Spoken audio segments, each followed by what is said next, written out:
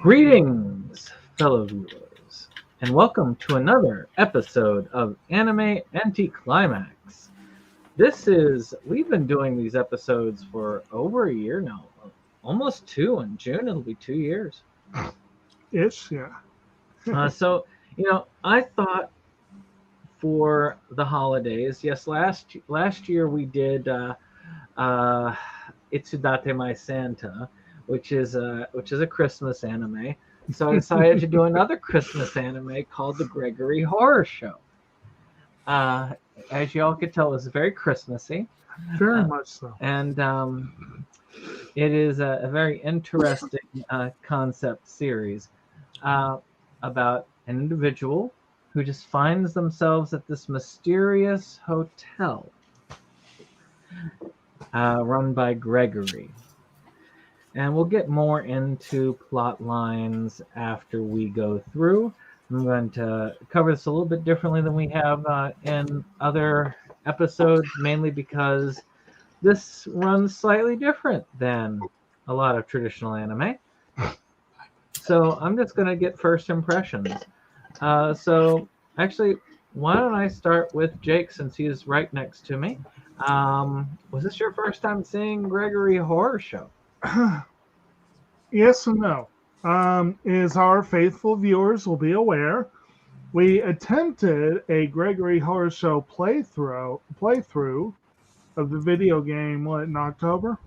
Yeah. And we did a couple episodes, and it was fairly amusing. And I mentioned that as an intro because, frankly, the anime is very, very similar to the game.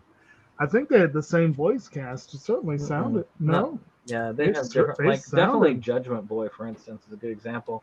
Well, Gregory sounds very similar. Gregory sounds, yeah. He sounds very similar, and Catherine sounds familiar too.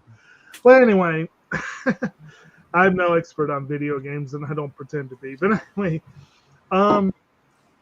I watched this show. This was my first time watching it, and I've been aware of it for some time. I didn't really know what I was into, and I'm still not really sure what I got into. It's an odd series.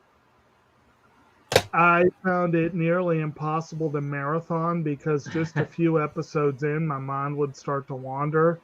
I had to break it up, and even though they're 3-minute episodes, but honestly, that's one of the reasons why they start to blend together. Whoa. It's interesting, and I'm glad I saw it. Well, why don't we go to Brittany? Is this your first time watching the Gregory Horror Show? Yeah, this is my first time. It's a show. I'll put it that way. I want to save a lot of it for when we get into the actual discussion of it. But yeah, it's a show. It truly is that. Some would call it a horror show for other reasons than what it states. But how about you, Dave? Was this your first time seeing the Gregory Horror Show? This is my first time seeing the animated show of Gregory Horror Show, but I have actually played the game. Back in the day when I used to borrow other people's game systems, or just sleep on somebody's couch and just play somebody else's game system. Yeah, I've been one of those people. But now that I've seen most of, because I was like 3/4 of the way done with the third file that you sent me, and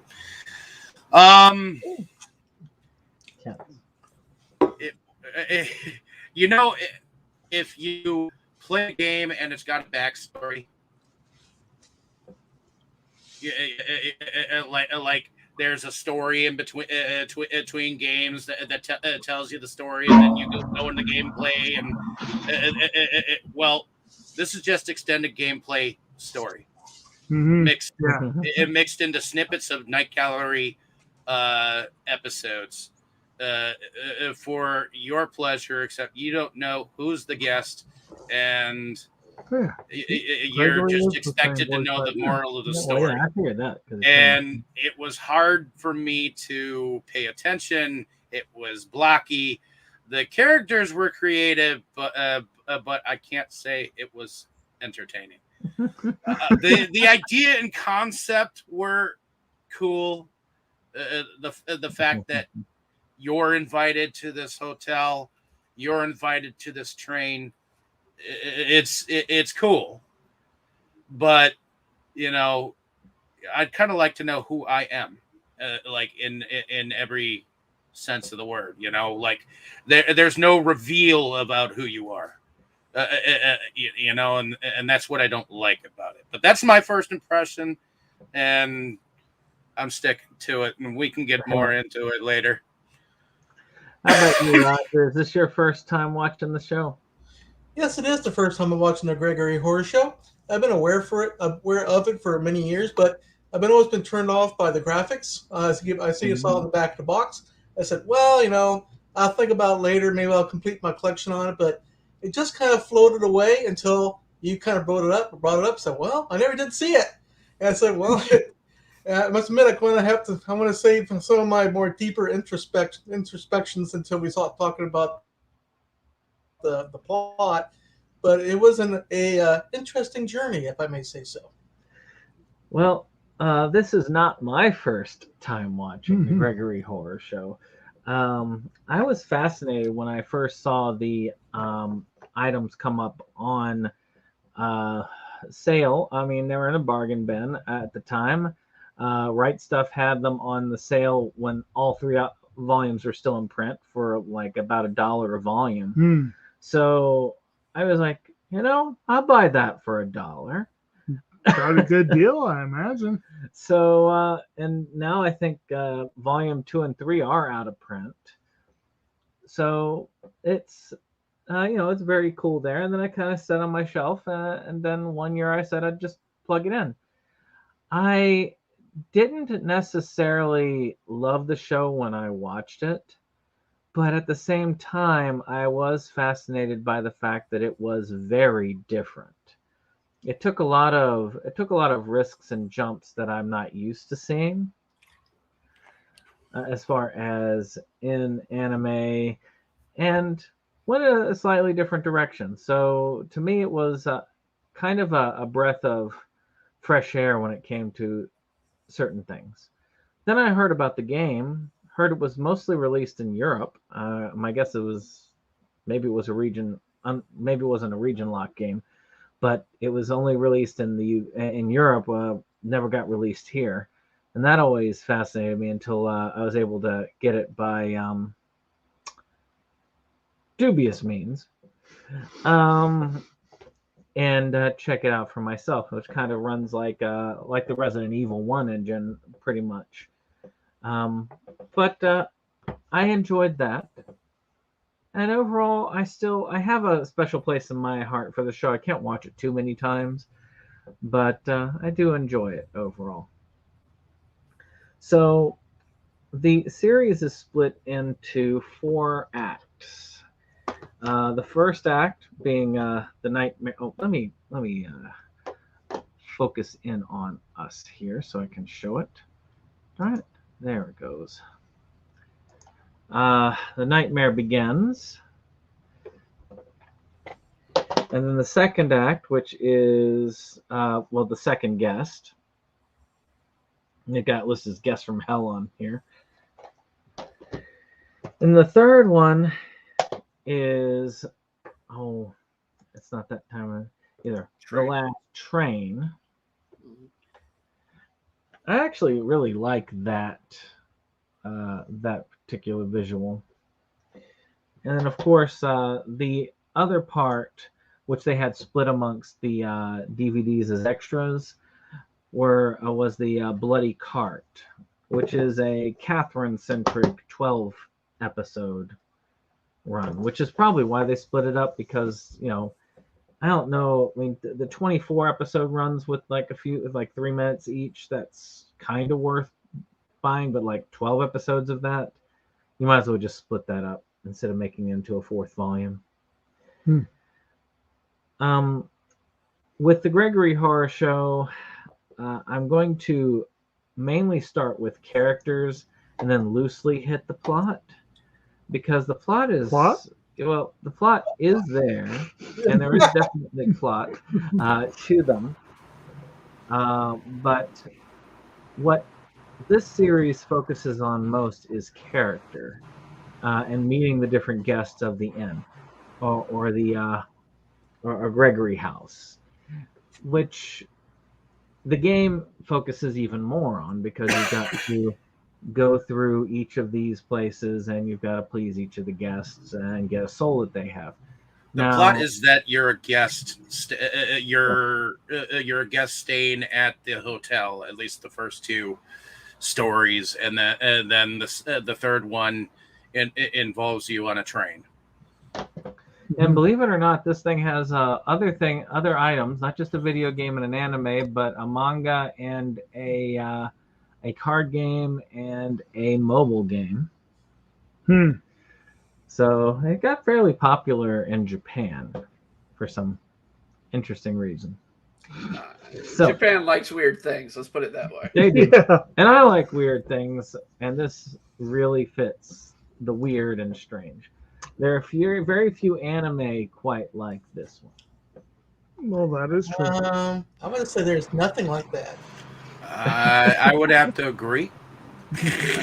There may be 1 or 2 things that are like it, but you're going to have to delve into what this was, which was a shorter series, which is sort of those sort of in between commercial series. Yes. So you'd have to go digging for the obscure in those, because you're not going to get the experimental sort of animation and a bigger budget, full on 30-minute TV show. Yeah, I mean, these are kind of just little bite-sized bits that you would get in between other things when you're originally looking at what's airing. Right. It was basically this background story to the game, except nobody was choosing the choices. The choices were being chosen for them, because you could actually see exactly when the judgment boy came around and did the judgment thing.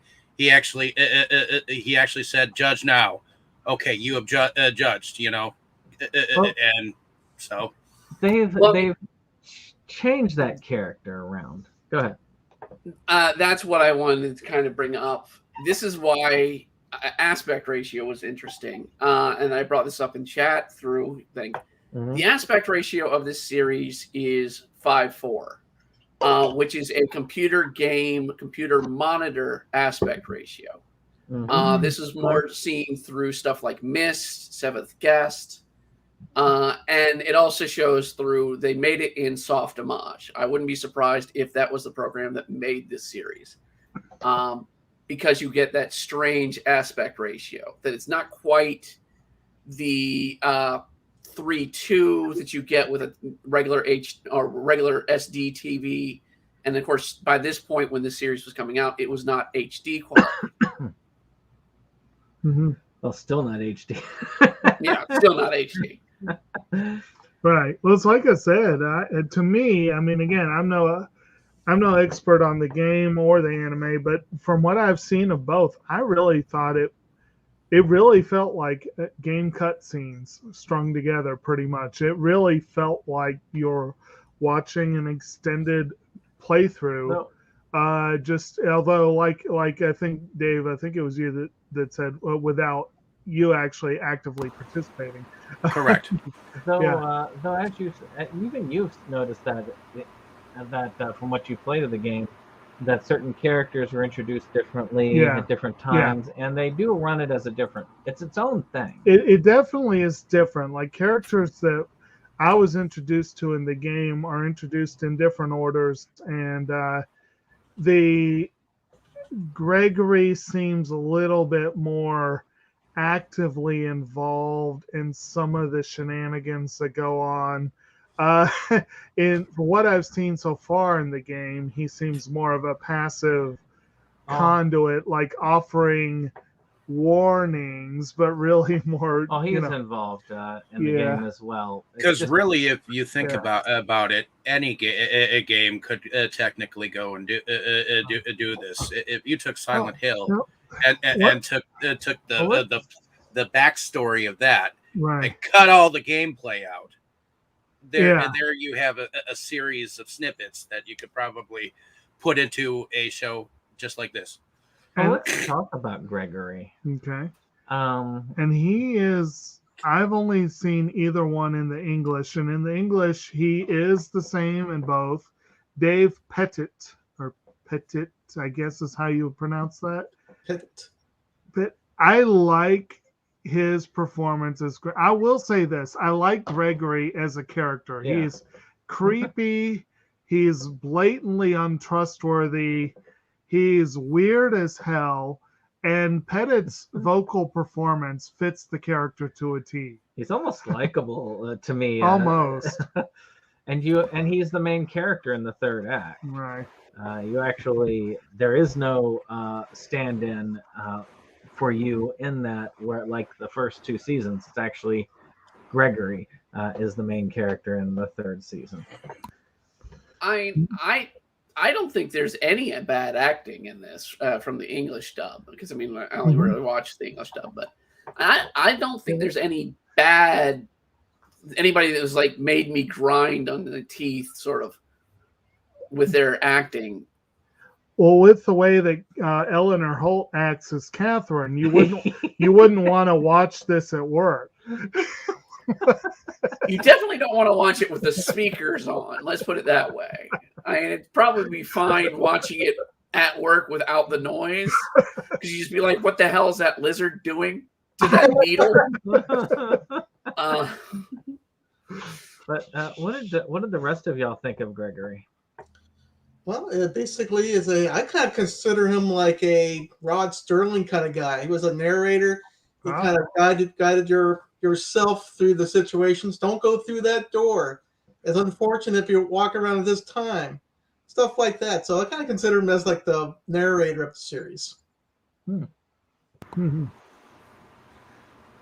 I would say I heard hints of like Winnie the Pooh and Tigger, like mixed with like Crypt Keeper laughs. Just a little bit, and I'm sorry. It's just I could hear like different differences, you know. Oh, I like in that first episode. I like how he says, "Don't open that closet," and then he bursts out of the closet later and just walks off, and you see the little hanger hanging off the back of his head. I mean, I kind of agree with Dave, a little bit of Crypt Keeper, but I kind of get Saturday morning kitty cartoon version of the Crypt Keeper. If they made a Crypt Keeper for kids. They did. They did actually. It was a cartoon that ran for two series for like 2 seasons. Wow. So the next one that they have in line is James, and he appears pretty early in the game, but he doesn't appear until the second season for the actual series, with a different main character than they had for the first season. And James is Gregory's grandson. He's a bit mischievous. I mean, he's introduced in the game by throwing banana peels down and Gregory falling on them. They didn't have did they have the banana peels? No, they didn't. Oh, that's too bad. He's more of but he does come across as the prankster character in that second season. What is y'all's thoughts on James? Yeah, he's kind of annoying. Well, that's the point. so they got it right. I kind of liked him more in season 3. Oh yeah, he was in that. And then the brief moment in the fourth arc also that he shows up in. I think he shows up at one point and gets everybody in trouble. Well, that's his idea. He likes to get. He doesn't always. He sometimes comes across as innocent, but he is not innocent in many aspects. He knows what's going on more than what he admits. Now, one I am curious about y'all's take on more would be Neko Zombie as a character. Oh, my favorite character of the bunch, the one that has his eyelids sewn shut and his mouth sewn shut. Yeah, it was kind of cool because you see that you go towards the door. There was looks like a metal door, and you look in there, and red eyes come at you. I think it was the most interesting character to me. Maybe because it's a cat, maybe it's a zombie cat. I don't know, but of all the characters, it was the more I was looking forward to watch. And his aspect in the game was a little bit more involved than it was in the series, because in the game he's more of a guide who teaches you how to do things. And he's not a bad character. Matter of fact, he plays a pivotal role at the end of, I think it was the second season, when they were destroying Gregory House, and helped in that, because he's not a bad cat. I do love the description at the beginning. It's like he was such a nice cat until somebody sewed his eyes and mouth shut, and then he became a violent maniac. I was like, I wonder why. Yes, I wonder why. I agree. I do generally like Neko Zombie. I'm going to be honest that I don't strongly remember him from the second season. I remember him showing up a little bit in the episodes I watched. I remember him more from the game, mainly because that's probably the first character you meet other than Gregory. I like the way the character is generally performed. Again, I think it's the same person in both the game and the anime, Chris Rundle. But it's I don't know. It's one of the characters I kind of liked, but didn't leave quite as much of an impression as Gregory. Oh, it's hard to leave. Well, actually, no. We're about to get to a character that probably has left an impression on everybody, which is Catherine. Yes. Oh, the weird lizard lady with the syringe. Yes, she leaves a very deep, very round impression from the giant ass needle she sticks in you. Wow. She also leaves you with a lot less blood too. Yeah. Yeah, and very little left to the imagination. Yeah. That's kind of weird. It says, look at this weird lizard lady saying, what's she doing with that syringe? Other than drawing blood with it. She's definitely a different candy striped nurse. She was supposed to be the nurse. She's a nurse, but wait a minute. I'm looking at this description here that Brandon has up on the screen. She usually falls in love with people with nice veins. Yes. But she is also shown to take blood for no reason other than personal pleasure, suggesting that it may be fetishistic in nature. Maybe? No. Really? No. I don't think there's any suggestion about it. She makes you wonder if this was aimed at children, the way this show was. Because normally it'd be like, maybe, and then you get to her and it's like, she's the one that's not as safe for work if you're doing the soundtrack. And she has an entire mini-series just following her, The Bloody Cart. I did not watch that one. And it takes place in, we'll get to that when we talk about the various plots. And that will be a fairly quick discussion in some ways, and complex in others. Any other thoughts on Catherine? I mean, what else can we say? Only that I would not want to be under her care. Okay, I'm amused by this. I was curious what else Eleanor, what's her name, Eleanor Holt, has voiced, and she apparently has voiced Gone Freaks in one of the Hunter x Hunter series. I think the first one. Slightly different, slightly different character. Obviously, it's the same thing. Gon does that all the time in Hunter x Hunter. We just haven't gotten to that part yet. Oh man. All right, one that is a point of contention and a character that is pretty different when you go video game versus anime. Judgment Boy. Oh my God, not another irritating character, if I may say so. He freaked me out. I'm Judgment Boy. I'm Judgment He Boy. freaked you out. And then the Seeing that sound He's of like moving the across that Osiris. rail. He's like the Osiris of the whole thing. You know, Well, he balances your fate each time. I'm going to go ahead and say it right now. Nothing freaked me out in this series. Nothing. Nothing freaked me out neither. I've seen similar things in 8-bit adventures, so and again, it's all a matter of how deep you allow something like that to get. I always, when I was watching it, I was kind of half awake in the middle of the night, and watching that thing come down the hall when it first starts on that rail, I was like, huh?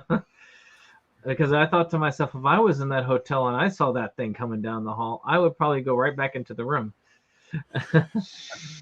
The song he sings is different. And the characterization is slightly different as well when it comes to, because the video game, he is basically just a judgment character. He takes your answers and judges you based on what you give him. But in the series, he automatically judges you as just evil the entire way. Whereas Judgment Boy Gold tends to give more fair judgments. Though you find out it's gold plating if you look at the Bloody Car series. Yes. So you had said he was annoying, Roger. How so? Roger, you're muted. Maybe he stepped away. Okay. So what did y'all think of the Judgment groups? Because there's more than one. It's not just one Judgment Boy, and there's well, yeah, I think there are multiple Judgment Boys used to judge each and every individual, kind of like the guardian angelship of Judgment Boys, you know. Just like there's a Grim Reaper for every one of us, or something like that, you know. The Grim Reaper, they changed this one. The voice seemed very different. If it's the same actor that did the video game and the anime, they performed it very differently. For which one? The Judgment Boy. Oh yeah, it's different. And the other one being the Grim Reaper, because the Grim Reaper in the series doesn't really have much of an accent, but in the game, I didn't notice a difference. He has a New Jersey accent. Okay. Put down them worries. Right.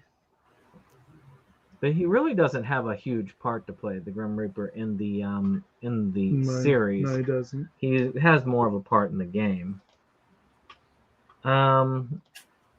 There are other characters. I'm going to gloss over ones I don't really consider to be huge. What do they call it? I did like the character that seemed to start a revolution with his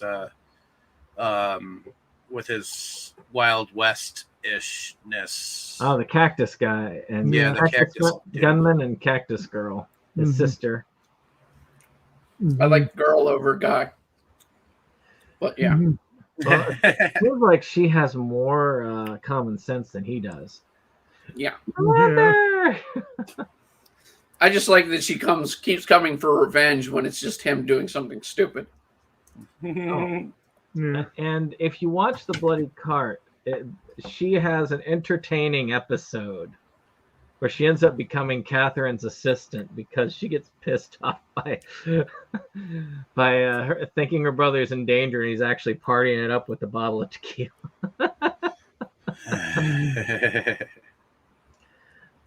One of the more interesting design characters for me was the TV fish. They didn't play a lot into this. Actually, TV fish does not play a lot into either series or game, but they are. But I love the design. I wish they would play more into it. And also Roulette Boy. I don't know what it is about Roulette Boy, but there is something. I like the board game aspect of forcing them in. I love that trope with some animes. I can't even remember the character. Oh, it's the one that has like the roulette wheel for the head. Yeah, I can't even remember the character. Are you talking about the clocks that were more like time machines? No, this was a different character. Okay. It's like the guy who goes, spin me! And yeah, he comes up and says, spin me. I couldn't tell if it was a guy or a girl. Yeah, I'm guessing it must be a guy because it says Roulette Boy. But and he refers to himself as Roulette Boy. But it's voiced by a female in both the Japanese and the English. Did we talk about the character that didn't realize she was a doll? Okay, that's another one that's a fun one. There's a lot of fun little characters. Well, she's not a doll. Half of her. Yeah. She's kind of possessed by her doll. And she's always she kind of reminds me of that Looney Tunes character that always runs around and says, and I will hug you and kiss you and love you till the day I die. Oh, Mara. Are there any other characters that any of y'all want to point out that you feel like were there? I mean, there's a lot of different ones, but not many that. Actually, the only thing I want to note of the clocks is the only joke out of the trains, or I think it was the train one, that I enjoyed was him trying to drink the radioactive material, and his son kept he keeps drinking it. But I prefer organic. I don't want GMO source. I also thought that the chicken that's going off to a place where a good place. He can eat all the food he wants. Yes, was an interesting one. Chicken that eats chicken. Yeah. Well, we'll go ahead into the plots. I'm just going to run basic summaries on each, and we'll just hit them one by one. The first one is pretty simplistic. You have somebody who shows up there. You do find out about Gregory's mother and her capturing souls in this one, but they don't go very far with this plot other than wandering souls come here, and they kind of get trapped there, and of course she drinks the souls to maintain her youth. The twist at the end of it is you kind of find out that he's not necessarily there because he acts by accident. Spoilers. Oh no! Wait! Before we get too far away from the characters, we've also got to mention Hell's Chef. Oh yes. No puff puff. That did amuse me. The no puff puff. Yeah, he's actually a candle. Smoking is the enemy of cuisine. He's very, very protective of his food. Yes. And will only eat his food. Yes. Wasn't there a Kabukimon type character in there too?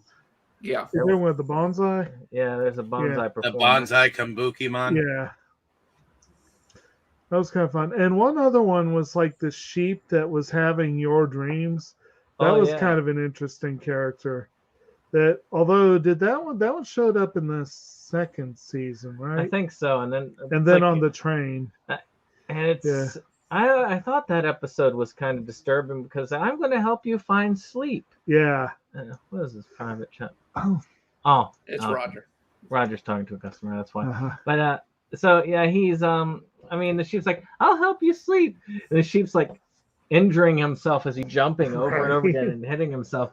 And to me, that's a disturbing image. And I'll admit, if it wasn't done in sort of the kiddie escapes, if you use these stories in another format or another style of animation, they may even come across as horrifying. It's pretty darn creepy though when that sheep is sitting there dreaming and Gregory realizes, wait a minute, those are my dreams. It's like, Mother! yes. Yes. That was kind of funny. I don't know. I just like the idea of seeing Gregory creeped out like that.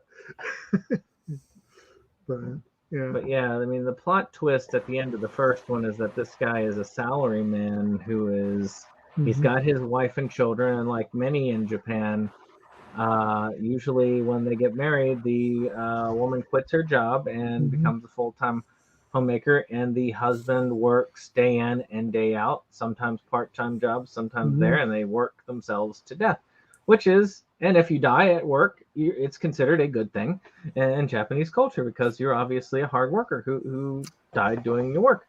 So that's part of black companies. Yep.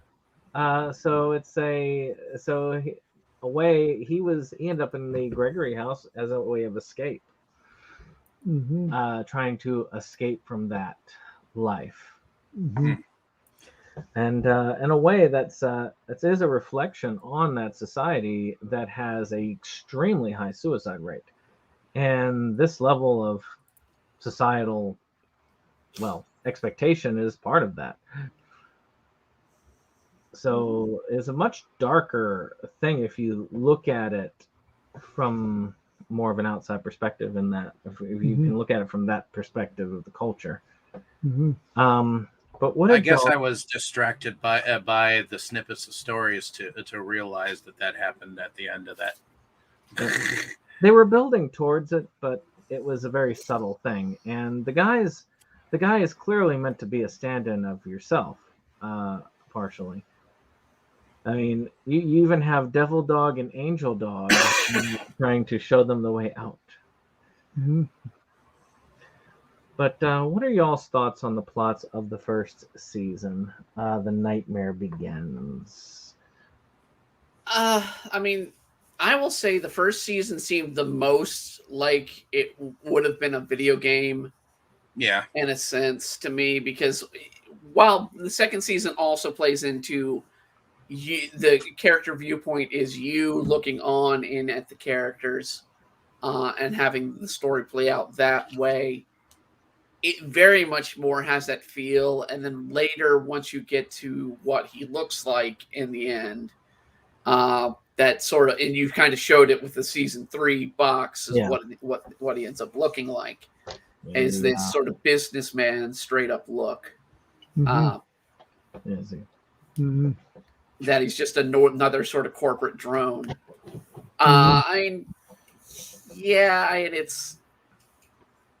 It's okay. I mean, I feel 1 was the weakest out of the seasons, in my opinion. Well, 2 is where the main character actually gets more of a role. You feel it's more of a separate entity than just a stand-in for yourself. Any other thoughts on season 1? No, I think we mostly covered it. So yeah, and of course, in the end, you see that he's made the decision to come back to Gregory house because his life is just that, and better to just very Hotel California moments from the first season. I will say that much. I thought the ending was I did think the ending redeemed it a bit in some ways. Now, season 2, you have a female protagonist wandering in after a wedding, not her wedding, a friend's wedding, and finding herself lost and at Gregory house. This one delves more into the background of a lot more into Gregory's mother trying to steal souls, get souls to be ripe to be taken. and drinking them, and even kind of a revolution against them that Neko Zombie tries to lead, which kind of gives you that hint that maybe Neko Zombie had alternate reasons for having his eyes and mouth sewn shut. Mm-hmm.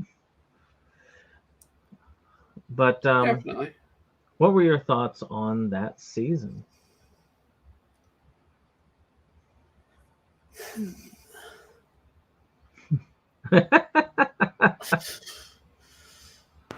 See, it's hard for me to like this or even call it an animation.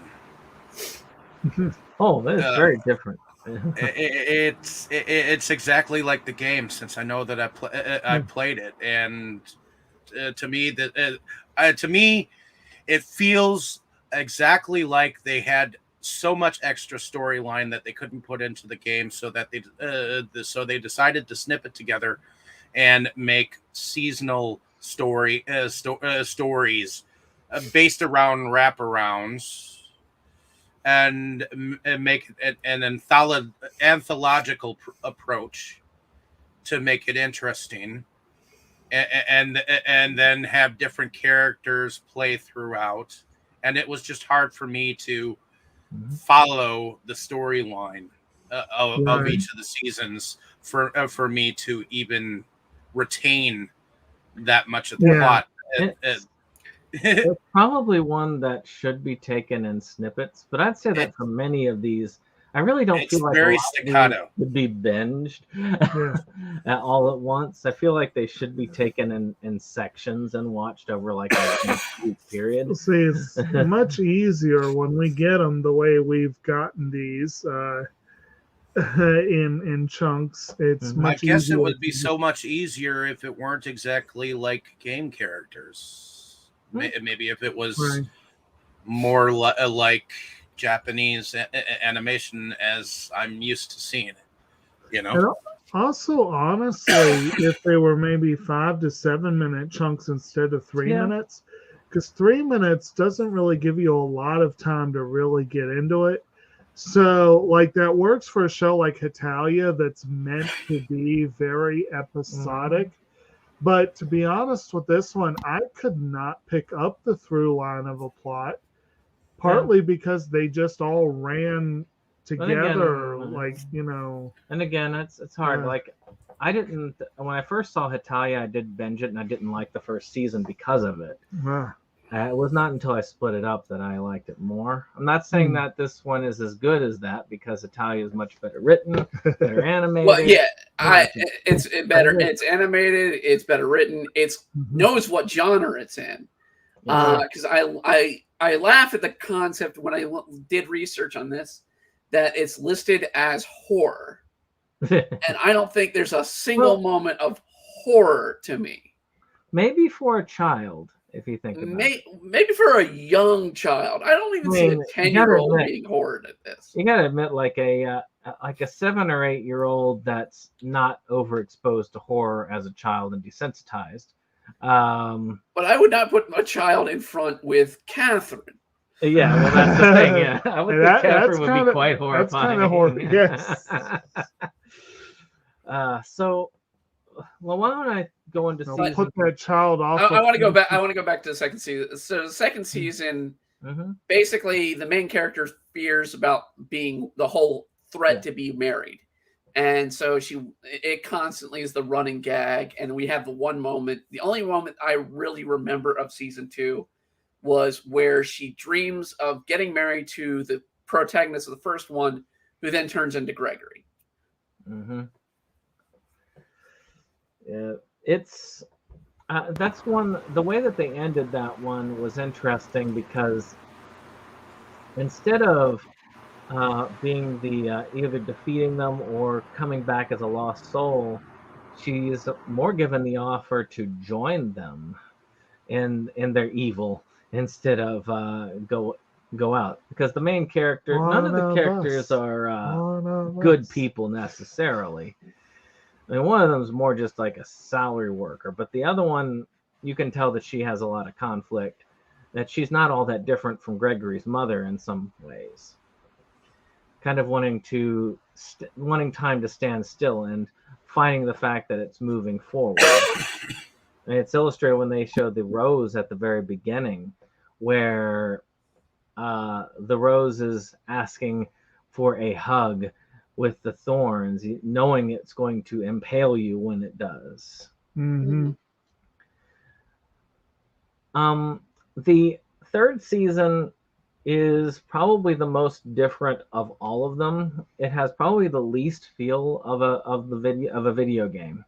It's more its own thing than any of the others. Maybe Catherine actually is probably. The Catherine's is also like but that one's also its own thing for a different way. But the third season is Gregory traveling on this spectral train and meeting different passengers along the way. I found this one the most entertaining of the four for me. I liked the minute stories. I have a fascination with the train to the afterlife. Mm-hmm. I remember the first time I watched this series, that one kind of glossed over, so I didn't remember it at all. But watching the different stories, like the zombies that if they open the window, they're going to disappear, but at the same time, the train is so stuffy and hot that their discomfort leads them to eventually causing their own death, or the chicken that's going to a chicken farm to basically eating other chicken. In a way, it kind of reminds me of that existential train animation that I told you that I watched not too long ago. I forget the name of it. Something Cusco, something like. I know what you're talking about because I've seen it, and it's one that I really like as well. And I've even thought about presenting it to the group later on, but I feel like it's one that maybe Dane would like, but everybody else would hate because it's not just, yeah, it's a little bit deeper except that one did it better. To be honest, at least the whole train to the afterlife kind of thing, but that's where I feel like it was going, like it was like a Polar Express of the afterlife. Yeah. Well, it's a train of lost faith. And actually, one of the effective moments I thought in this season was the one with the salaryman, where he points out his house and how this is my stop, and and he gets out and he goes home, and Gregory's watching, and then it turns into a graveyard and all that stuff. And it's like, I thought that was kind of neat. It gave me very much Final Fantasy VI vibes. I have to state that because you have the train of the dead in Final Fantasy VI, the infamous suplexing of the train, which we did not get in Gregory, which I would have made the show a little bit more amusing if they did the little nod there. Well, you do have the opera singer that's a record player, and he appears in the other one, but his power being to push you into into like a crack where the needle on the record is coming after you. Mm-hmm. Yeah.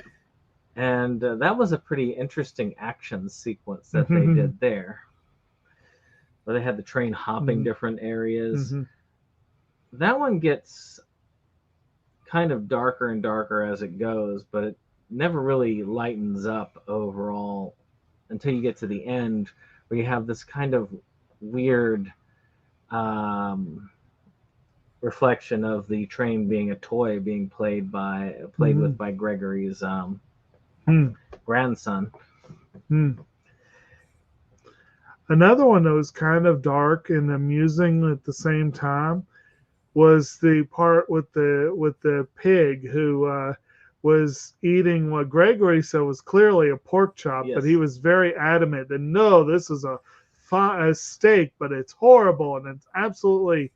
And he kept complaining, and finally the chef comes out, and he took the complaint, and after everything we'd seen with the chef, we were like, we know where that's going. We know where that's going. And then sure enough, Gregory's sitting there, and the chef brings him what's clearly a pork chop, and he eats it, and he's like, "Oh, it's wonderful," and all this stuff. It's like, ooh. But so, and of course, the final being the bloody cart, which most of y'all did not get to see. Right. Which is it's actually the shortest of the four. I'd say the best of the four. And it's split up amongst all 3 DVDs. It is a Catherine-centric series at the hospital, where Catherine is the main nurse. What hospital hires her as a nurse? You gotta wonder. Who probably we don't have to wonder because we see who the doctor. We see the doctor. Yes, doctor isn't very happy with her for the most part either. Whichever hospital that would hire Dr. Kevorkian. Well, I mean, the doctor himself is undead zombie. Which is good because he can survive Catherine's wrath a lot of the time. Yeah. But for those who wanted more of a deep dive into Catherine as a character, that is the series for you. And it is amusing. It's probably one of the more comical of the series. Which is why I like it more, because I feel the series as a whole would have done better if they'd gotten more with the comedy of it. And so I felt the 4th season was better because they played into the comedy. Which they did play into more in the game, I will admit. Mainly with Gregory. And Gregory probably, even here, was more the butt of the joke than anything else. But he did not play near as much of a role when it came to comedic timing as he did in the game. I mean, shoot, when they first introduced the grandson in the game, it's because they have Gregory slipping on the banana peel. Or when you have to get Judgment Boy's soul, you have to get a book, and to get it, you have to find a special book, porno mag that Gregory had hidden, and Gregory has to confiscate that for him. So, I will give this credit for having so much backstory into the game. Because was it the game first? Now it says 99 is when this was created, which again, I don't know whether it was the property itself that was created, maybe a manga. Video game came out in 2003. The anime 99 was 99. The 99. So the anime came before the game. Okay. So yeah. I have a feeling though that they were trying to probably pitch this as a game. Yes. To get go. Right. So was it a manga? Was it a manga? I think manga was later. Manga came later, yeah. There was a manga. Yes. But it was later. Yeah. And and the art style very different. They didn't utilize the black style for the manga. They made it more of a cartoony style. I've read a little bit of it. I was just trying to kind of get a timeline line because I do feel like all of this was basically meant for the game, and they were only able to fit like only so much into the game, and then it only got in certain areas of the UK, and then they were left with entrails of storyline, which they just slapped together for this. That's what I feel. Well, one could say that this one left some holes that the video game decided they were going to do a few changes and then fill those holes or change it completely. One leaving only one protagonist, changing the main plot design, but still keeping the overall concept intact. I have played most of the game myself, and I have watched a full playthrough, which you can watch on YouTube if you're ever so inclined. but it can be a boring thing to watch. It's much more fun to play it out than it is to watch the game, because watch the series. It's there. But as far as picking the series, my main motivation for picking it was a couple. I'm not going to claim that I feel like this is one of my favorite series by far. It has a lot of down points. It is slow at points. It is disjointed, and the animation style is very jarring to most. But I've learned to get used to different animation styles to where it doesn't bother me at all at this point. It bothered me the first time I saw it, but now it doesn't anymore. It's not that it bothers me. I would just argue that it is a full-on animation because of its because of its game-like quality.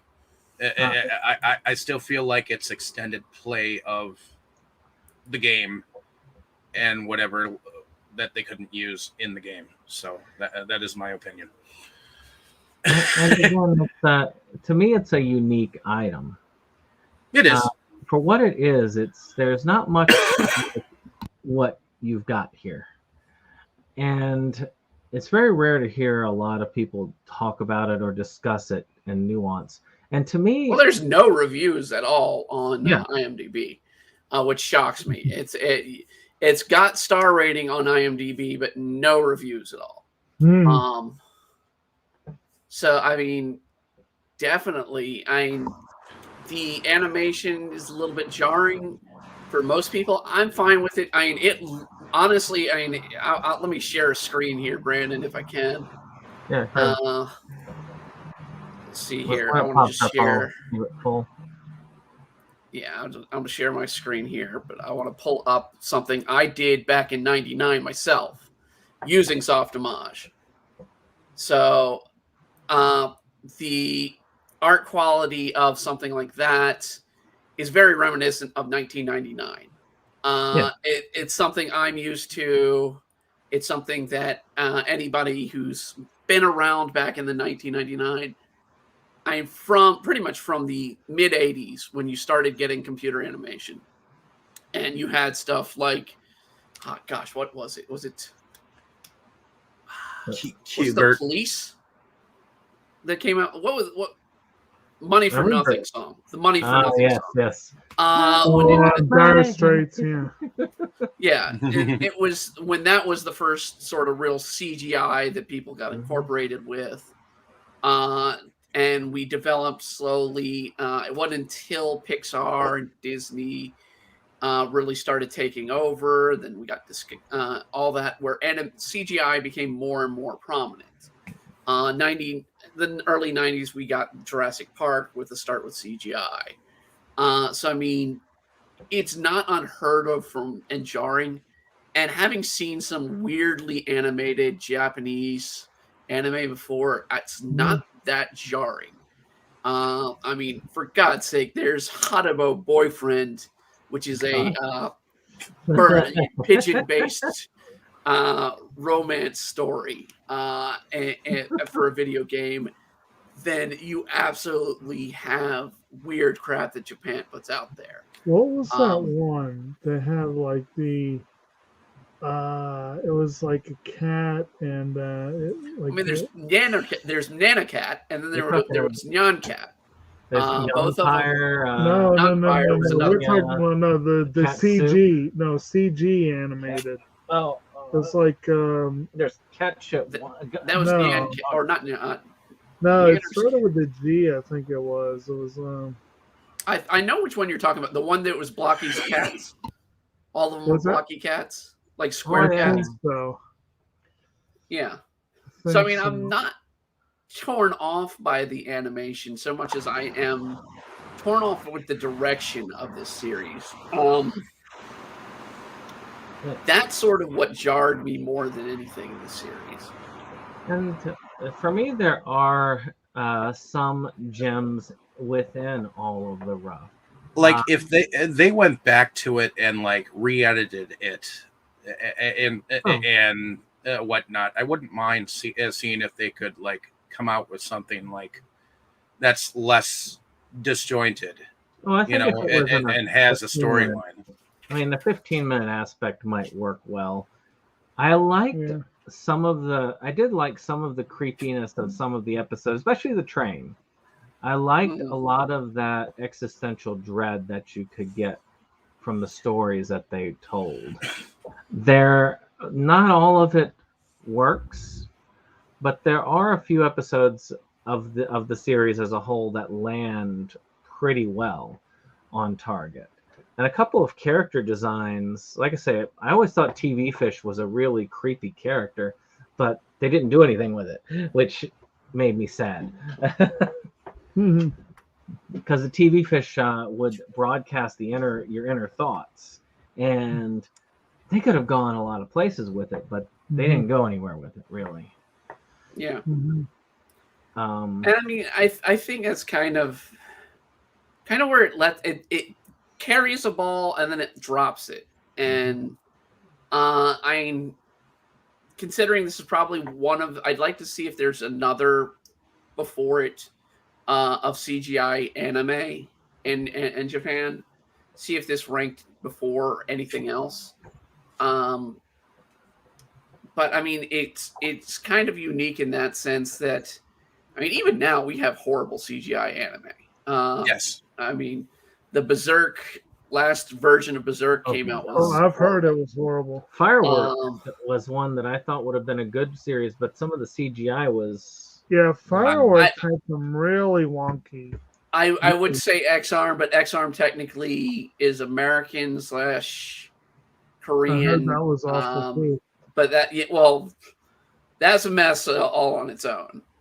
This actually had decent animation for its time, back when it was being created, for the characters. So I give them credit with that. I mean, you look back at American television at the same time. What did we have CGI wise? We had Reboot. And while Reboot is a little bit better, I mean, that was CGI and that was technically Canada, but I mean, still the two, you have to compare around that time. It was very rare that I mean, they would incorporate it a little bit, but most of the incorporation didn't. I mean, I'm just looking at the at some of the stuff that they did. They did not really incorporate it a lot into anime, and usually when they did, it was a small part, and not until it didn't really start to become more commonplace until the early 2000s. Yeah, which I mean, this one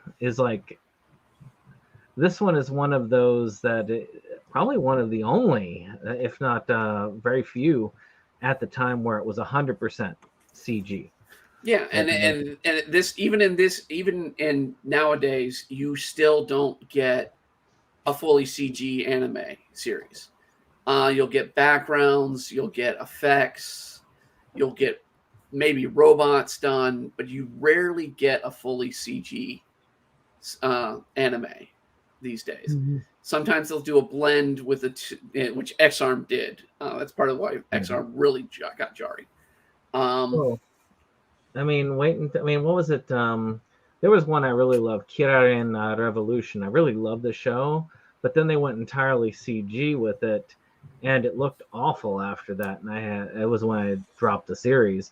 It was like 120 episodes at the time, but it just didn't look right. It's part of the reason I can't get into the latest Saint Seiya. You go from the 70s animation all the way to this current CGI look that just looks way off. And but that's the other thing about Gregory Horror Show is it is unique in a lot of ways. And though not the best of series, I do feel it's something that deserves a lot more attention than it gets. I would like to do another dive into it myself, just to maybe I glossed over some of it while I was binging it because I was playing Stubbs the Zombie along with it. So, but there was a lot of snippets that were done individually, that were done as like little short stories that were in the first. I mean, it was to introduce like all the characters and different morals, like something that Aesop's Fables would have done, you know, or something like that, you know, where there was a lesson to be learned after each little thing, you know, like a moral to the tale, you know. I mean, Like be careful what you wish for kind of atmosphere. I mean, it saddens me that something like this is not easily available these days. Right. I mean, the first, like I said, you can get the first one for $10 to $12. I've seen that. But to me, the series starts to shine better in volume 2 and 3. Well, a big part of the issue, of course, is that it was a Guinean release. Yeah, well, that's the other thing, is that the company is no longer doing it. And I doubt anybody's going to pick this up. Guinean no longer exists. Maybe I could see Discotheque grabbing this, actually. And it would be interesting to. I just don't. I don't know. It feels like it's even too obscure for Discotheque. I wonder with them. But you know, as far as series go, to me, out of the seasons, 3 is my favorite.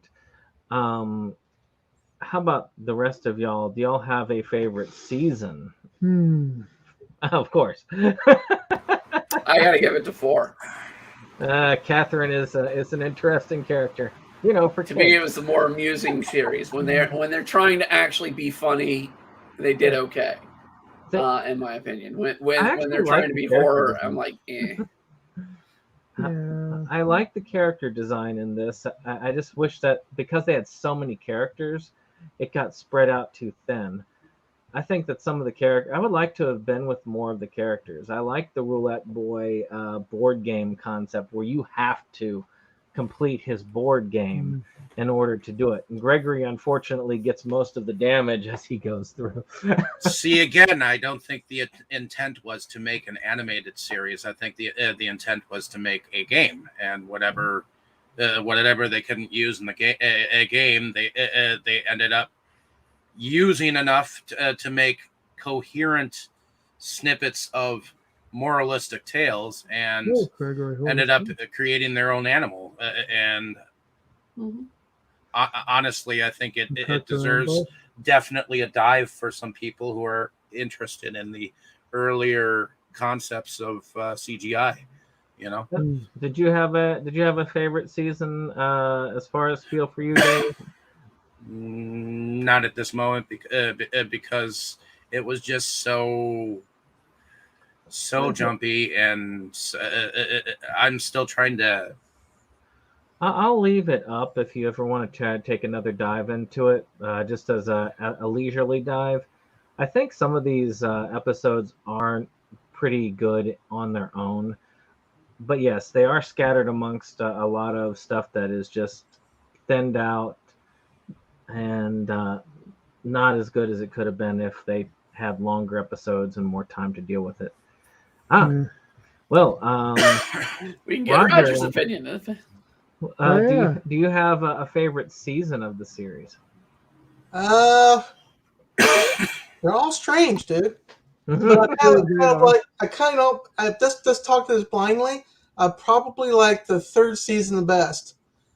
You know, getting outside the house and the strange train and the shrillness at the end, not knowing if it's real or not, I think was a little bit more entertaining. I think I might agree with that more or less. I say it's a fun series overall, but not a great series, but an interesting dive. I do think that it's worth it. At least it's not Genocyber. I think Genocyber would be up Dave's alley. Man, I'm so. Wait, which version of Genocyber are we talking about? Oh, okay. Someone brought up Boxy Cats. Were y'all talking about Nyambo? Nyambo. I have not seen that one yet. Nyambo, yeah. That's why I thought it was Nyambo. Yeah. So it's that's something. That's the Boxy. Yeah, Nyambo Cats. is the Boxy Cats. Yes. I'm still trying to find. I'm going through a list of CG ones, and I feel like I'm going to find the one I'm thinking of right after we sign off. That just seems to be the way it's going to go. Oh, here we go. Garakuta, Mr. Stain on Junk Oh Alley. yes, that one. That was the one. That was a weird That was ass also show. a CG show. Yes. And I remember that because you got like 1 or 2 episodes at a time Yeah. off of Kotobukijake. Right. That's another one that would be a fun one to check out, but also not one that's fun, but not one that's good. Right. Per se. Don't you I now? always stand by the Empire. The Empire is awesome. I want that's the Mecca Masters. Oh my God, it has all the Discotech evil needs side to in one get on place. there. With We need the the Empire. the Force, and the Genocyber, and Cybernetics Guardian all in one package. If Dave, there's anything more evil than that, I don't know. I don't know what it is. this would be Yeah. We're talking the anime version of Genocyber. Yes. Absolutely. I didn't realize there was a real life version of Genocyber.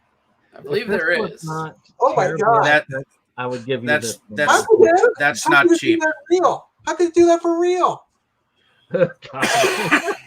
A live vivisection while the guy's still alive on the operating table. How do you do that? Just rip it for me, and I'll be fine with that. No, I'm thinking of another one. Never mind. Hope not. That'd be something so evil. I'm thinking of the live action they remade, mecha anime from the '80s that they made with Mark Hamill. Oh, that's Guyver. Guyver. That's what I was thinking of. Guyver. Yeah. Dark Knight Guyver, or Dark Warrior Guyver. There's Guyver 1, Guyver 2. I think there was a Guyver 3. Guyver 3 movie. But yeah. Those were bad in a different way. Well, the live action was definitely bad in a different way.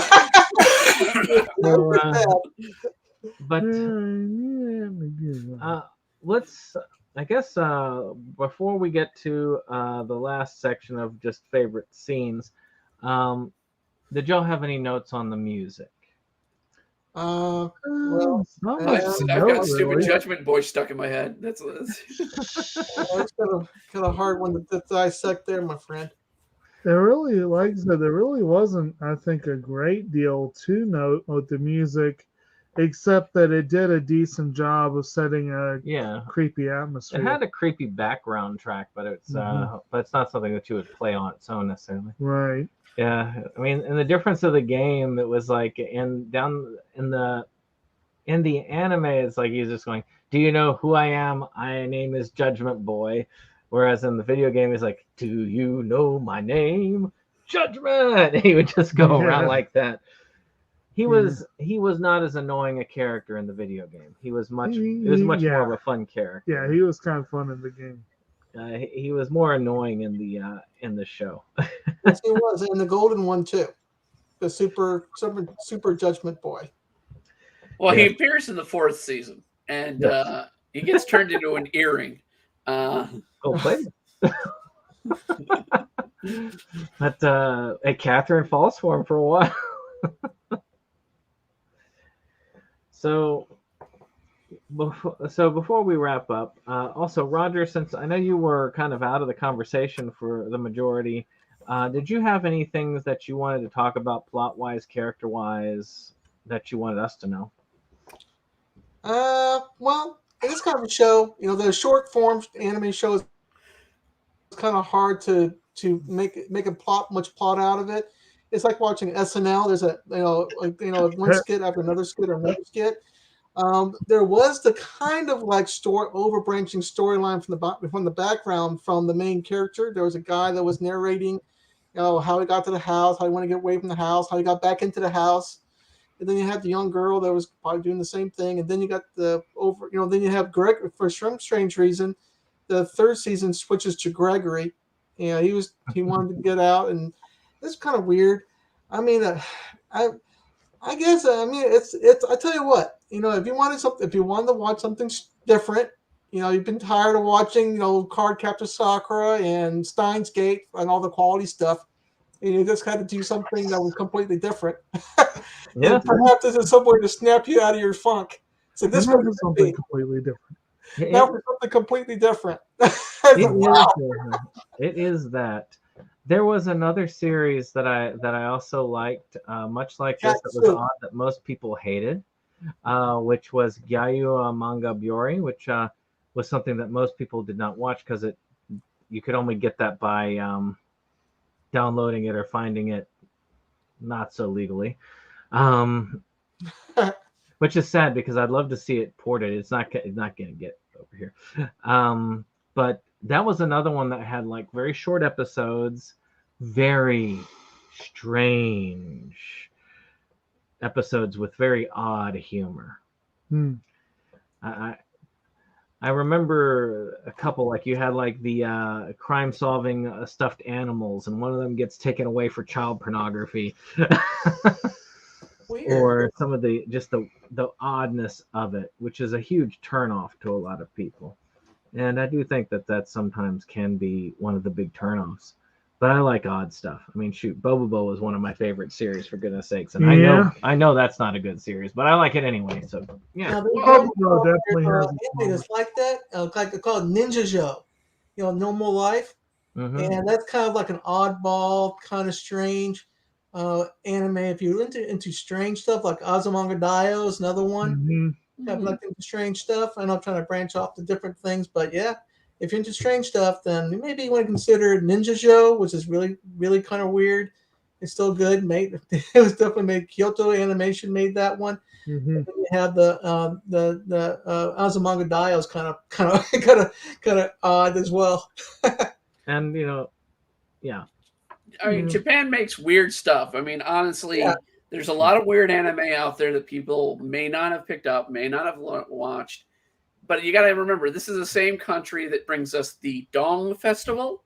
And they also, have a lot of weird things that they absolutely live and thrive on. Japan is probably one of the weirdest countries in a lot of sense, even though they're very stoic. And it's just odd. Which one is that? I want to be a twin tail. Twin tail. Yeah, twin tail. So I mean, that's a good one. Mr. Stain. Okay, there's Mr. Stain.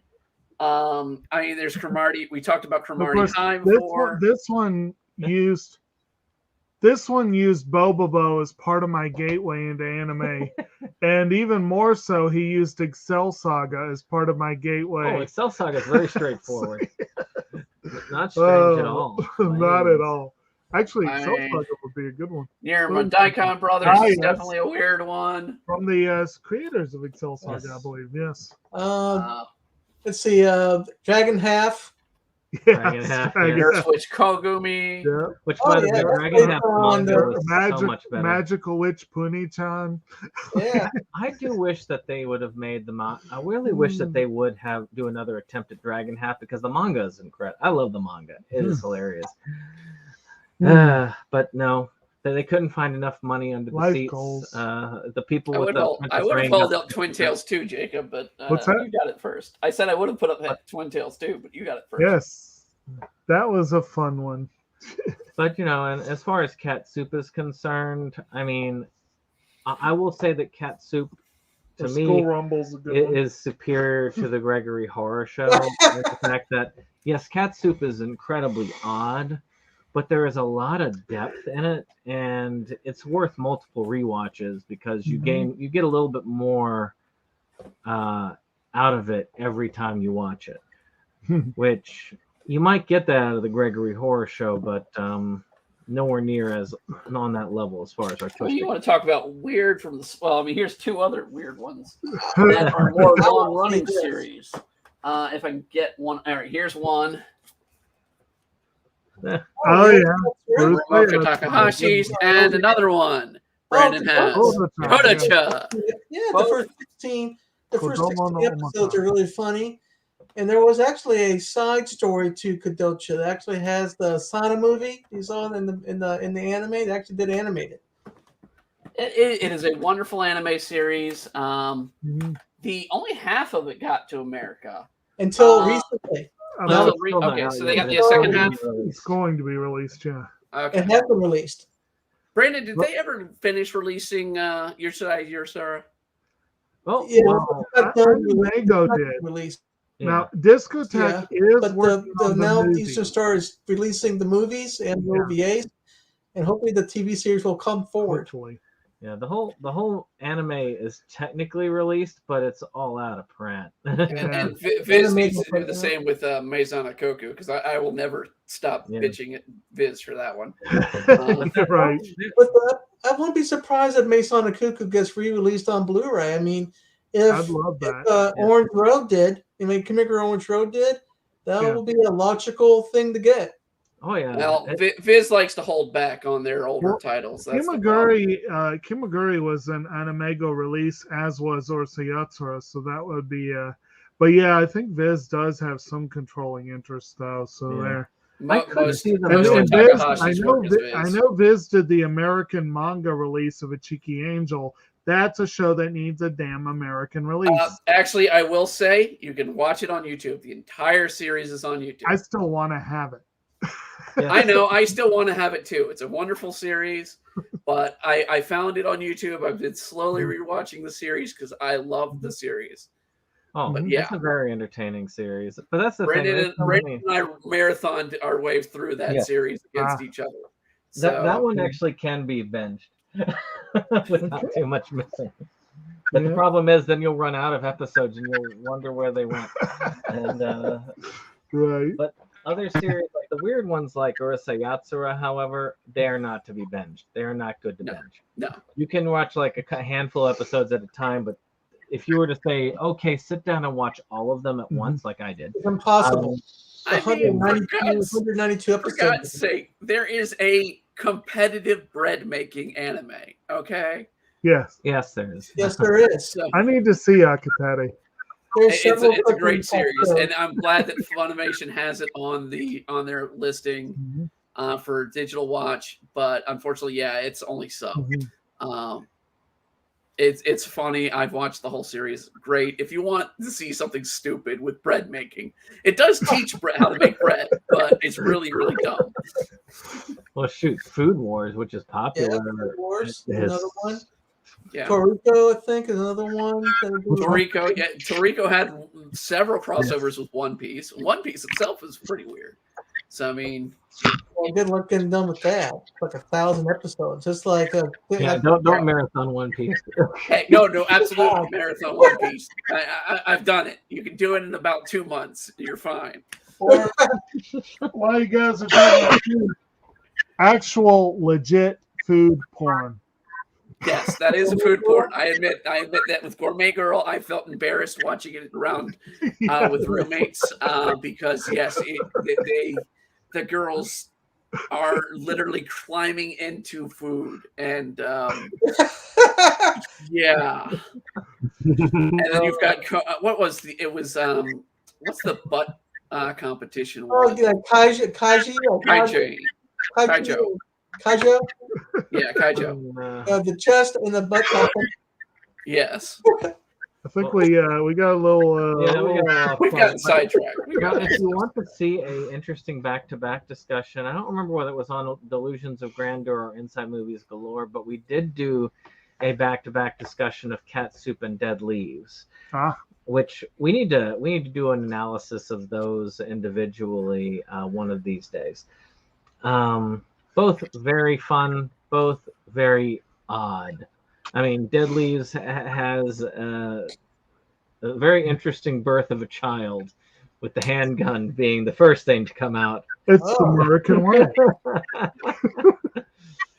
That one was don't make me suggest what is it? You're Under Arrest season 3. Oh, No Mercy in America. You're thinking about that like one episode deal, like No. The season 3 is them in America, the entire season. Because you had No Mercy. I've only seen one episode of it, where they decided to use the real guns instead of the bean bags and all of that. But they go all out. They go from machine loving, and as far as vehicles, to gun loving in like 10 seconds. But You're Under Arrest is a good series in general. Yes, it is. But with that being said, we'll end this on hopefully a positive note when it comes to Gregory Horror Show. I'm going to run down, and what I'm going to do is start with each of you. And because this is a very character-centric show, I will ask your favorite moment that you can remember from the show and your favorite character from the show. And then tell us about yourself after that. So we'll start with Roger. What's your favorite character from the show? Zombie Nico. All right. And what is your favorite moment that you can remember from the show? The TV fish. Just seeing that from around. I just blew my mind. So what in the heck is this? So, and tell us a little bit about yourself. Oh, my name is Roger. I run Animation Collection and Company. It's a small Facebook group that specializes in large-scale anime, manga, and figure collecting.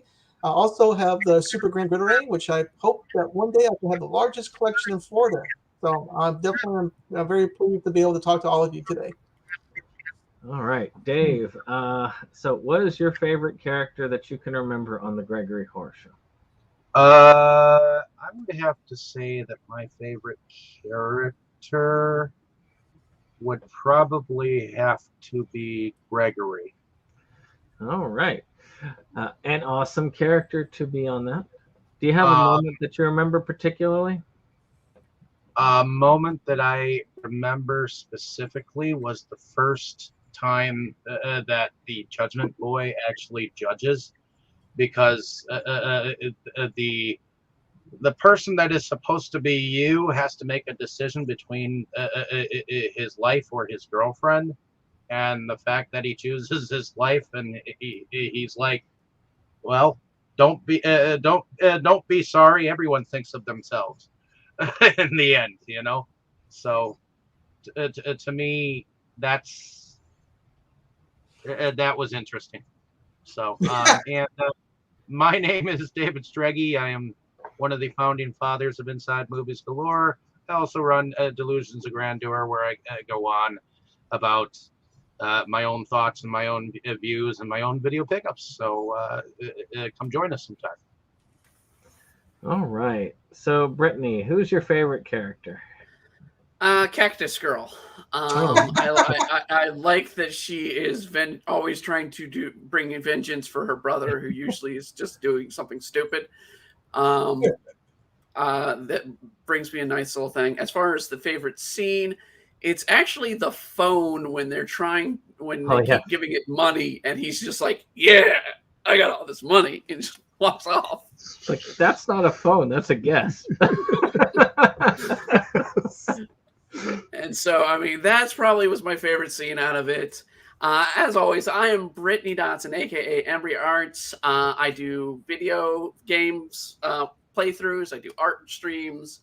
I'm going to start doing some anime weekly videos, reviews. Basically going to be of that season, so it's going to be going through the titles. Although I'll do one a month of a classic series. Yeah, keep going. I'll tune in. All right, cool. Jake, what's your favorite character that you can remember? I'm going to say that my favorite character is Gregory. I do think he's quite amusing. Neko Zombie is one of the good ones, and there might be a couple others. I probably do need to see this again to lock things into my brain. But as far as particular scenes or moments, I've mentioned several of them.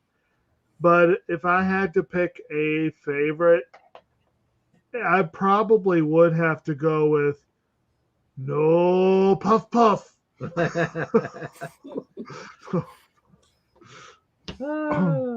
Well, tell us a little bit about yourself. I'm Kotobukijake. I am, of course, the co-host of this channel, Septum Sim versus the World, where we come on to talk about physical media and just to generally have fun geeking out about media of all sorts. And, of course, we have these anime discussions. We had some nice Christmas gift-themed pickups this week and the last.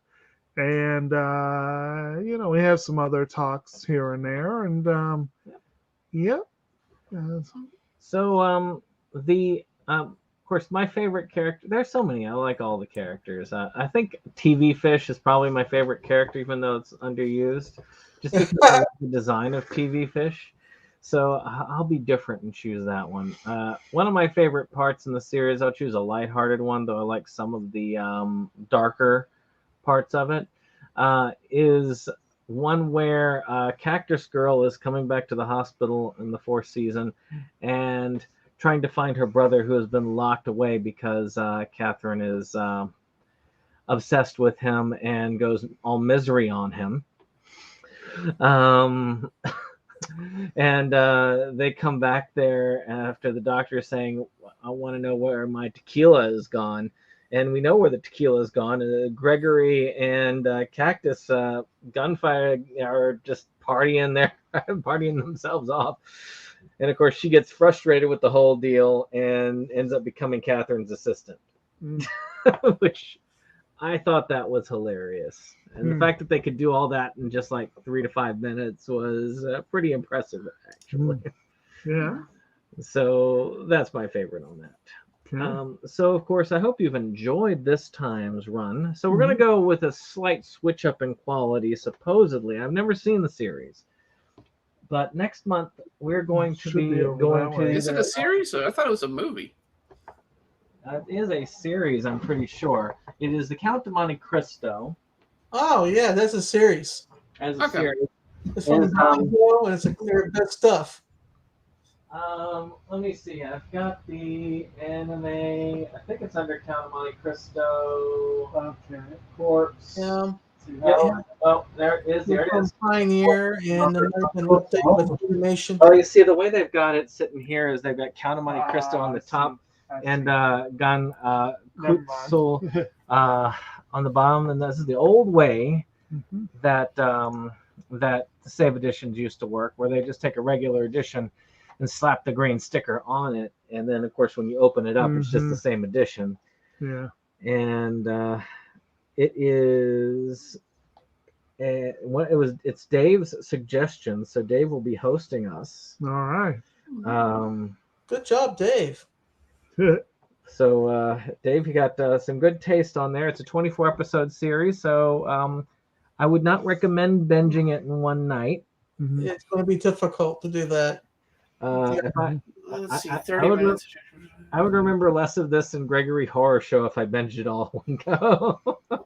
Well, if you binge it all at one night, you'd be up in the morning. So yeah, they're about 24 minutes apiece, so it's going to be a challenge to get it done in one day. So definitely a little bit longer run.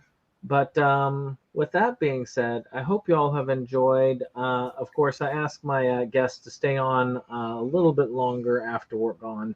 But for the rest of you, however, we will see you on the next one.